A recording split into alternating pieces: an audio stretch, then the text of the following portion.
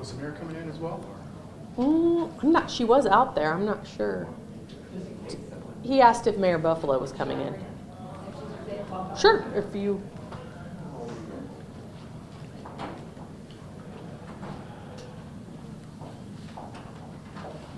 The mayor will be in here shortly. Okay. Oh, no problem. Sorry. No, that was. I thought I was holding everybody up, No. so I felt bad. I knew someone would.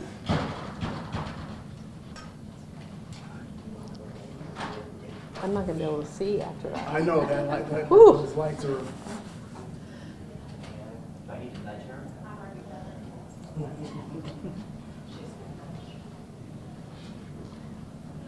Mark, we've Hi, both been Jill. around here a long time now. Yes. I call you chief now, too. Right? Yeah, right. Well, not for a couple more weeks. I know how to pronounce your name, too. That's- You do, I know. I should put it on my name tag, like the pronunciation, you know, like they do on Google or Wikipedia. Now, I've heard 10 different versions of your name, probably. Yes. It's over the years, it's become funny to watch the horror come over people's faces as they realize at the last minute they're not sure how to say it.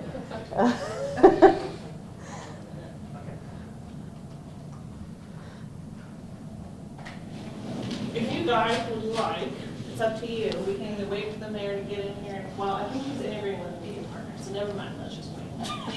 I promise it'll only be another minute or two. I just nudged her to head this way.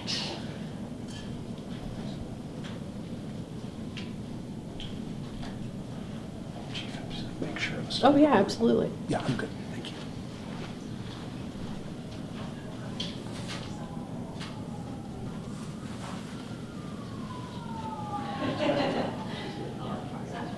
I heard it. After all that. I think we're good. I don't know if anyone else would like to.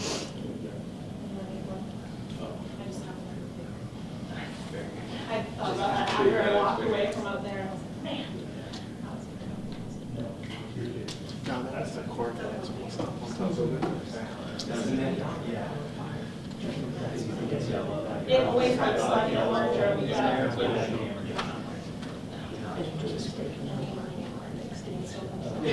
red, like. We can. This has been an interesting day.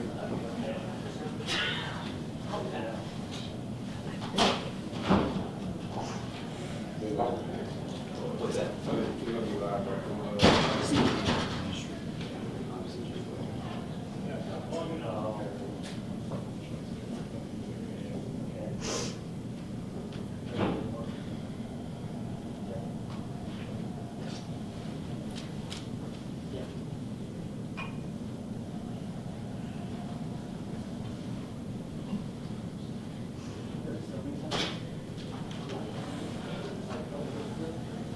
Chief, you say you're 18 years here? Yes, my 18-year anniversary was last month.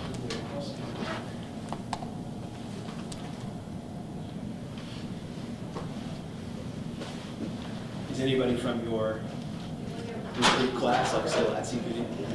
Good, good. Well, Matt and I started within 60 days of each other. Actually, Matt, Jeremiah Hunter, and Lance and I all started within 6 months of each other. Wow. So we're How about pretty, that? Yeah. yeah. That'll put you all class of 05? Yes, Right. 05, early 06, Gotcha. yeah. Oh, wow. I mean, I think that's how long they last, I guess. I was taking it to. Will you come on out? I didn't know if I was supposed to. I was happy to stay in the back. Oh, I know. We should be like, I think that, I don't know who's going first. Maybe Okay, you so I guys? think if you guys just want to call on who you're asking Yeah. a question to, they can step up, keep it tabs. Look to that. Okay, I'm looking Yeah. at your side then. Well, Chief, let me be the first to congratulate you from the media here. What is your reaction to them after all this searching and going through all these candidates? How do you feel knowing that you were number one? Well, it was a pretty rigorous process. If anybody doubts that, I can tell you from the different phases, especially the 2 days, the panel interviews, there were a lot of people there, and so I feel like there was a lot of different viewpoints and input. It was not easy. I've spoke publicly for a long time, having been the PIO, and it put me on my heels a couple times, so they really put us through our paces. Are we going to see any immediate changes once you become the chief? So staff has been talking, since Chief Jones retired, there were some things that were kind of on pause when he left, as far as potentially some reorganizations and things of that nature. But I really want to hear from the folks on command staff and in the department about what kind of vision they have. We have some ideas, but it's important to get that input. Obviously, there's some promotions that are going to have to be made, and we don't want to let those sit too long, but we're going to be very mindful about the changes we make. Already working for the Columbia Police Department, how will that help you adjust to your new job? Well, I mean, it's a huge advantage. I know almost all the other department directors.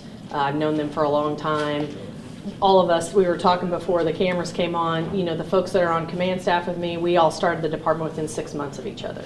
So we've had a lot of experiences together, both on the street and in the office, and I think that makes it a lot easier. And really just knowing what many of the challenges are. I mean, everybody knows recruitment and retention, our staffing is tough, and that's something we're going to have to hit head on. But I think knowing everybody, we have a staff that's very diverse in their approach and thoughts and their strengths and weaknesses, and everybody coming to the table together and collaboratively working on those problems, I think will be very advantageous. Thank you, Chief. We talked a bit about focused deterrence. Mm-hmm. This was something you specifically were promoting during Yes. the forum. What does that process look like now that you're hired and in the position to make that decision? What does the process look like on getting that program going? Well, I think I need to get up to speed on what kind of efforts have been happening over at City Hall as far as the ARPA money that's been put towards those efforts, where that is, what kind of direction people feel like. I think, violence prevention and intervention is a huge topic right now, and rightfully so. I think there's some great programs out there. I mentioned Omaha 360. Very kindly, Dan Haley from Kansas City PD actually already sent me his contact information for some folks there that have experience in that program. I'd like to look at some different things like that. I'm very big on, I like to read about things, but I think seeing something working on the ground is completely different. So if we can find some things that we're interested in, I'd like to see us go and see, and when I say us, I mean more than just folks from the police department. Let's go see how that works in real life. What is something maybe during this process of all these interviews and panels that you've taken part in, what is something maybe you've learned about Columbia that you didn't know before this process? I've always thought Columbia is very engaged. I've been around a long time, 18 years, but I think the engagement level that I saw in this process tells me how important the point we are right now with the police department. I've seen that wax and wane over the years where certain issues flare up and it gets a lot of attention, but I think the amount of people that were involved, 1,000 people on a survey, lots of people involved in the process, I think that's very meaningful, and I think it's important going forward. I hope that amount of people stay engaged because, like I said when I was speaking in the other room, we're going to need everybody's help. The mayor wants an office of violence prevention, wants to tackle that. I imagine you'll be pretty involved in setting that up. I can ask her, of course. But I bet she's going to talk to me about it. From your perspective, if the city is going to create a new branch of government dedicated to this, what does it need to be successful to prevent violence? I couldn't even say that at this point. I think until I really know what the vision is and what the purpose is and how we're going to go about doing that. I mean, I think it's easy to conceptually say, well, if we have an Office of Violence Prevention and Intervention, well, obviously the stated goal is in the name of it, right? But how we go about doing that is what's going to be impactful on the community. There's a lot of ways to go about that. We've tried many different approaches over the years. So I think everybody getting together collaboratively, that's the essence of community policing, right? Is hearing everybody's viewpoints and then moving forward, including the folks that work at the police department. You mentioned that your husband is retiring, Mhm. and I'm just curious, why that is, and if you can tell us a little bit more about that. So by city rule, administrative rule, you cannot employ relatives in the same department. So I would not want to be his boss anyway, frankly. That would be a little weird. But he has served the community for over 28 years. He's a sergeant. He's going to be retiring the day before I take my swearing in oath of office. He is I think, very excited about the prospect of retiring. I'm so proud of the work that he's done over the years. I am personally glad that he is going to be safe now. Wearing dual hats as a police wife and a police officer is very interesting sometimes, so I've spent many nights at home worrying about when he's going to get done, and I know a lot of my staff has family that's in the same boat. So I appreciate that. I'm happy that he's retiring. It was not a decision we took lightly because there were some implications from that, but I'm very excited for what is in his next chapter too. Absolutely, and congratulations on making history as the first chief, the female chief. I'm just wondering, in such a male-dominated field, about your leadership style and how you'll take that on. I tend to be pretty collaborative. I don't think I've ever encountered a situation or a topic where I thought, geez, I'm the subject matter expert, end all be all on whatever this is. And we have so many smart people at our department and frankly in our community that I think can bring a lot to the table. We had a great meeting yesterday at Wilkes Boulevard Church about those neighborhood issues, and I was so impressed with the diversity of thought and approaches to the problems there, that's just one example. I am very thankful for the women who came before me. I got to know some of them actually.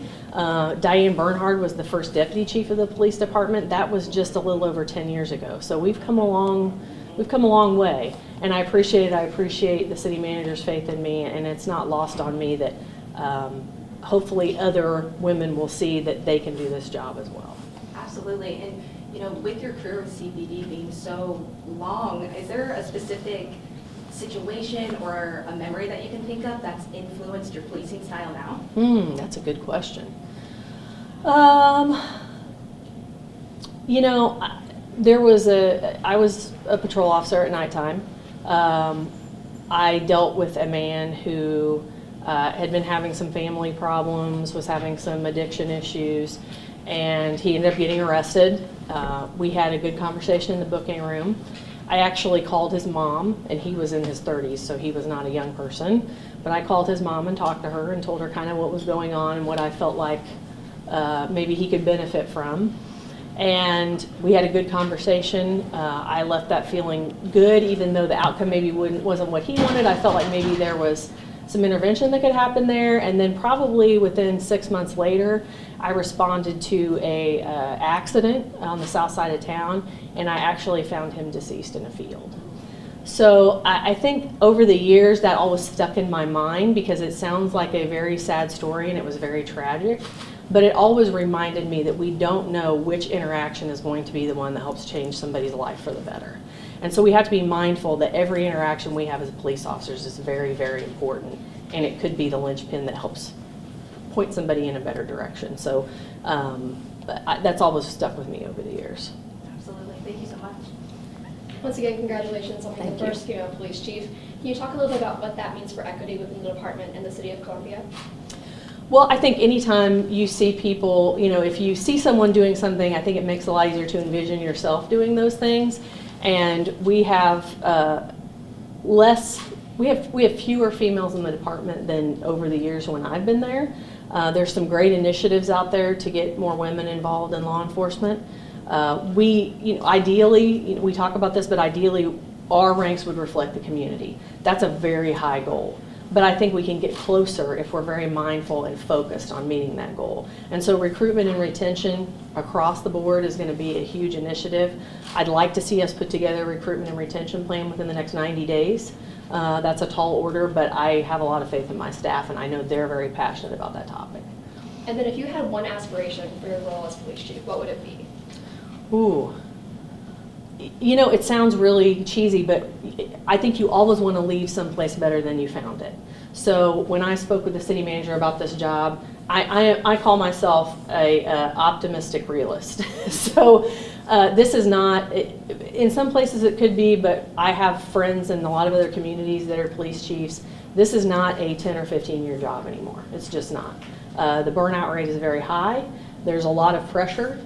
And frankly, you know, when we asked the consultant as command staff, what's the average amount of time you see a police chief stay? And he said 3 to 5 years. So although we were disappointed when Chief Jones retired, I don't think any of us were really surprised because you just get to the point where it's so draining. So I think in the time that I have, whatever that ends up being, to make things better than how they are right now, to make the folks that work there feel like they're valued and heard, and then bring that, I think when they feel that way, they treat the community members that way. So that would be my overall goal. Thank you, and once again, congratulations. Thank you. Jill, congratulations. Two quick questions for you. Number one, do you have a start date? Did they know? I guess that's still being worked on. If you tell us when that is. December 3rd. December 3rd? December 3rd. And then one of Chief Jones's priorities towards the end was the cold cases. And, you know, we had the rape case of 1984 and then the Virginia Davis homicide. Is that going to be a priority? And I've noticed a lot of these billboards around town about Kent Heithold. Can you update us all? I know there was a lot of interest from our listeners in the Heithold case, what the status is on that, what you think should be done there. I can't. Assistant Chief Hunter would be the best person to ask about that right now. I'm sure that I'll be briefed on all of that. I think the cold case work that's been done is amazing. That's a testament to the hard work of the men and women in detectives, and frankly, how far technology has come in law enforcement. I would see us continuing that initiative. As with anything else, one of the first things we're going to be doing is taking a really hard look at where we can be more efficient and where we need to put our finite resources. We're at about 63% staffing on patrol right now, so we're going to be making some tough decisions about staff. But we have to, our number one priority is to answer 911 calls. Chief, could you talk about homelessness in the city and what the approach will be to solving, dealing with problems that homeless people face in the city and also problems caused by homelessness in the city? Well, I think people are aware of a lot of those problems. I think, again, this is going to be an area where traditionally, if we just take a solely what I would consider law enforcement approach, that's going to be sometimes not the best approach for everything. We only have so many tools in our toolbox. And unfortunately, with the number of staff we have, we don't have huge amounts of time to spend on long-term pervasive problems with folks. That's one of the reasons staffing is so important, honestly. But we've already started things in progress with folks at the health department, with Room at the Inn, other opportunities that we have, that we work with those folks to try to connect people with services. Steve Hollis at the health department and our staff have been working really, really closely to create a dashboard for officers so they can much more easily connect people with services.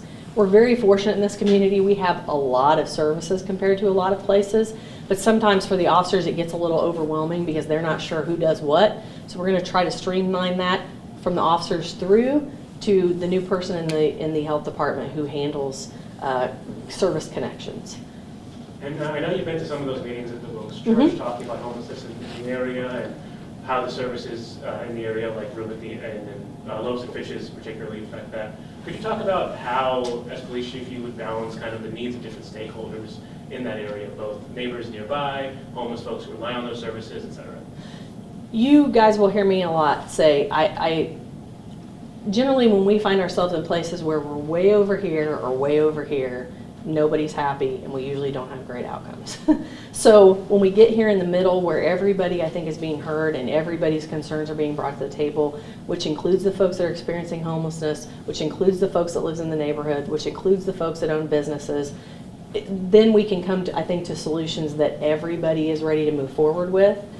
I've seen so many times over the years that when you bring people to the table and you get buy-in, that doesn't mean, and people mistake it to mean that everybody's happy about whatever the decision is. There may be things about it that you like and don't like, but I think when everybody's together and we say, okay, what's the best decision we can make in this situation, and you move forward towards that goal, that's what I mean about unity, and I think that's what we're going to have to see to get some of these things accomplished. Thank you. Would you apply that same logic to building trust amongst people who maybe are likely to become victims of crime, maybe they're likely to be perpetrators of crime even? That same logic of how do you build that trust amongst the community, maybe to stop some of that stuff from even happening? I think every interaction we have with someone, whether it's going to be an arrest situation or just they want advice about how to deal with a situation, our interaction with them is very, very meaningful. They're going to remember it. It dictates how they feel about the police department. And I think that's something that the officers remember, but sometimes that gets lost when you're going call to call to call and things are very stressful. So I think that's another area where officer wellness is going to become very, very important. We got to make sure we're taking care of the folks that are doing taking these calls all day long, because they're seeing a lot of really tough things, and the cumulative effect of that, I don't think we have even scratched the surface of realizing what that is yet. So another thing I'm going to be focused on is making sure our people are supported and get the resources they need to deal with the daily grind of being a police officer. I have a question for Mr. Seward, if he's got a second. Yes, sir. All right. Well, DeCarlo, my question for you is, why Jill? Well, it's kind of what I said during my statement. When we looked at what our needs are, and we listened to what our residents said they wanted in the police chief, Jill fit that example. Now, by far, she proved in that interview process, she proved throughout that process that she is the candidate. And I have faith in that she has the ability to move and continue to move the department where it needs to go. Thank you, sir. Another is a 5-figure search Yeah. to end up hiring somebody that was Internal. in town all along. Yes, sir. Was it worth it? Yes, absolutely. Why? Because the one thing you want to be able to do is you want to show validity that the decision that you made is the right decision. And so having somebody from the outside come in and say, okay, we're going to do a search. We're going to help you get people from around the country who wants to be the chief. And then we have a process that once we stood up that process, she outshined and she showed that she is the candidate. And while it may seem like, well, we spent a lot of money to do a search, in the person who we chose is a person who's right at home, I think it shows that we made the right decision. And so it's important to have that resource, and it's important to kind of take that step back to make sure if we're going to make the decision, we're making the right decision. What are the deliverables you're expecting on police chief, to use a nice little management term? Yeah, You're the boss. What do you expect? And so it's not this. There's not this easy cookie cutter approach that says, well, we're going to do A, B, and C, and we're going to get it all done. The reality is what we need is a chief who's willing to listen, willing to participate, and be part of the solution. And so I know there was questions about what are we going to do about community violence, what are we going to do about the unsheltered. Those are not issues that the police department can solve by themselves. And some of those issues may not be the issues that the police department should lead. They should be part of the process. They should be part of the solution.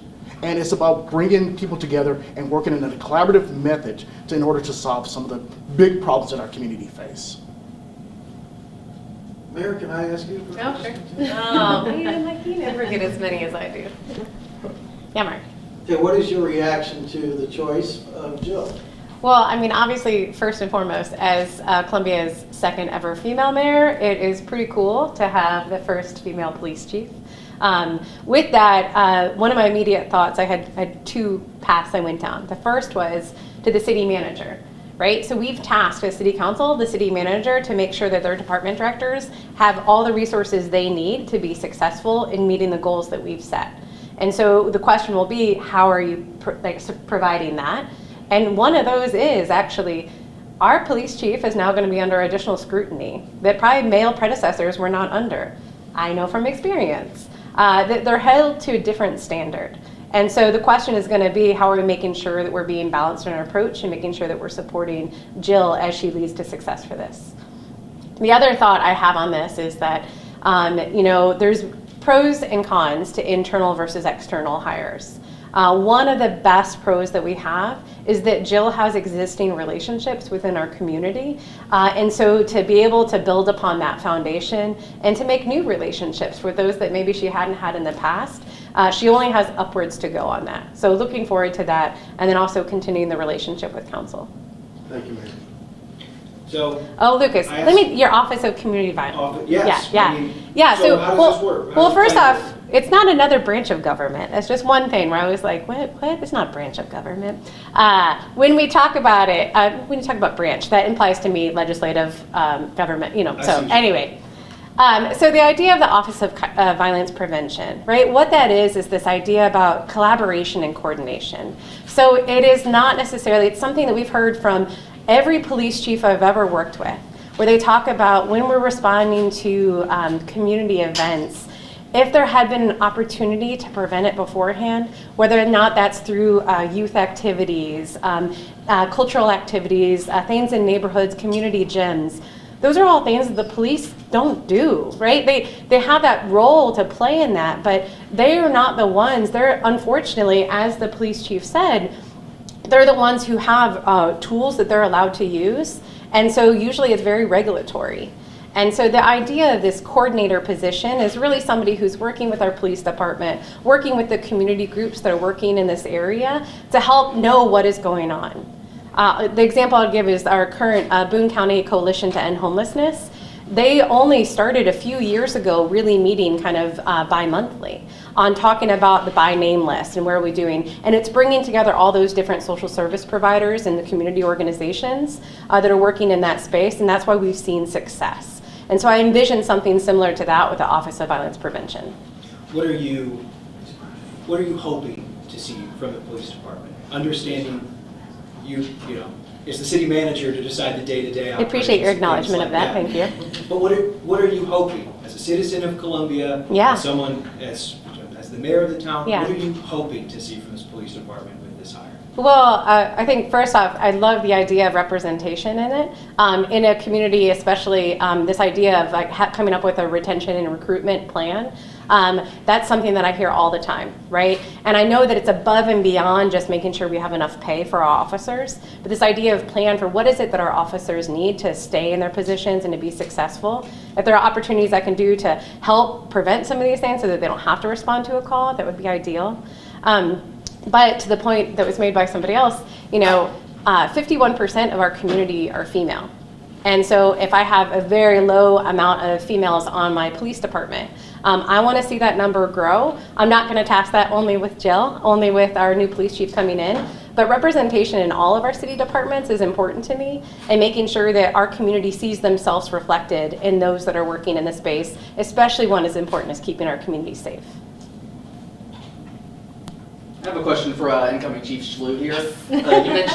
You mentioned earlier that you were in contact with Dan Haley and you got contact with him in terms of like getting together like an Omaha 360 type program. Are there other ways that you've had in contact with the other candidates for this position that in terms of like getting a vision together in terms of where you're going?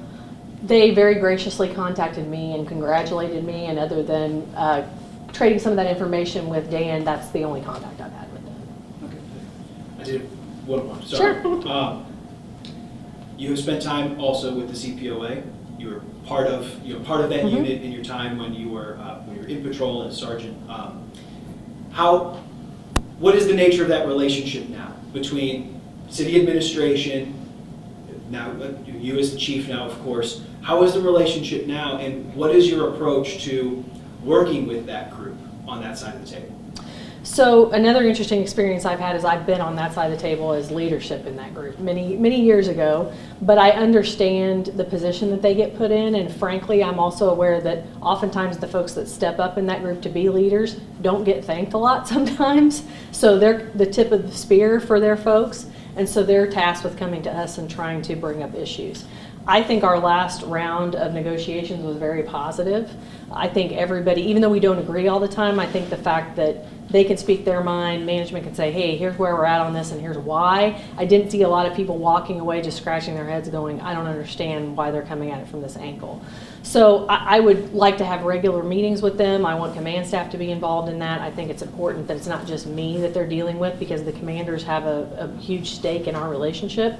But I foresee us having good collaboration going forward, because they're another support system for the officers. Well, this might be an awkward question because you just got the job, but as you I don't mentioned out technically there- have the job yet. Well, that's fair. That's fair. Offer at least. You know, you are 2 years from being eligible for Sure. retirement. How long do you see yourself in this role? Had you envisioned a date in which you would be able to retire, or does this change things for you? Because, I mean, knowing that you are eligible for that. It doesn't really change it to me. I'm much more of a task and goal-oriented person, so I think if I said, if we all get together and say, what are the goals for the department? Because like I mentioned, and we counted the other day, I think of the 11, 12 members on command staff, 75% of us could leave all within that time frame. So we're all very laser focused also on building who's coming in next, right? Trying to get people up to speed, get people in those positions. I'm much more of a, and I'll be honest with you too, I think one of the most important things you can do as a leader is know when it's time to go. And so knowing within yourself, hey, it's time to hand this baton off to somebody else. I've done what I can do. A lot of that is going to rest on me. I'm responsible for the things that I do and say. But I think being emotionally intelligent enough and in touch with your staff enough to make sure you're still being effective, because I'm not being effective, I'm not doing them any good, and I'm not doing any of you any good. So that's kind of the barometer I have for myself. I didn't really set a clock on it. You know, I'm only 46, so it's not like I'm going to go collect Social Security pretty soon either. So, although I think this will age me much faster, but. Anybody else? I have one more. What advice do you have for women looking up to you who are going into law enforcement? I think you have to forge your own path. There were a lot of people along the way that gave me good advice. There are things I would do different, obviously, but I think making sure you have the confidence to realize you can do this job. And fortunately, I started in the late 90s. I've seen things change quite a bit. I think you deciding what you want out of your career, and I think sometimes with women, we try to force them to make a choice. Do you want to be a mom or do you want to be a police officer? And I think we have to find a way to merge those things together if we're going to meet some of the goals that the mayor talked about as far as recruiting women, because we all make different choices when it comes to that, and I don't think people should feel like they can't do both. I think we've got to find a way to encourage them to do both, because I think women are very important in this job. We're not more important, but we're very, very important. And that's evidenced by you'll go on a call and there will be people ask for a female officer because that's what they feel more comfortable with. So that is my encouragement to them. I hope the women that are on our staff see this and realize they can. I'm not going to do this job forever, that I will promise you. And I want to see them and anybody else who's interested in it step up and put their name in the hat and say, hey, I want your job someday. I'm never offended by anybody in the police department saying, I want your job someday. I want them to want my job someday, and all of you should want that too. Thank you. And just a quick question for City Manager Seawood here. You mentioned that that Schlude will be sworn in on December 3rd, is that right? Yes, well, she'll be sworn in December 4th. That's our council meeting. Okay, will there be any sort of ceremony for that ahead of time, or how's that going to work out? We'll probably try to do some type of reception in January, first of the year, to kind of allow community members to come in and talk to the chief. We have not planned that yet, but that's the idea. Okay. So December 3rd, December 4th? December 3rd is the payroll starts, so that's the Sunday. But they should be sworn in on the 4th, which is a council meeting. Well, thank you. Thank you. Thank you guys. Thank you. Yeah, appreciate the time, thank you. Sure. That'd be great. Yeah. Congratulations. Thank you very much. Yeah, you too.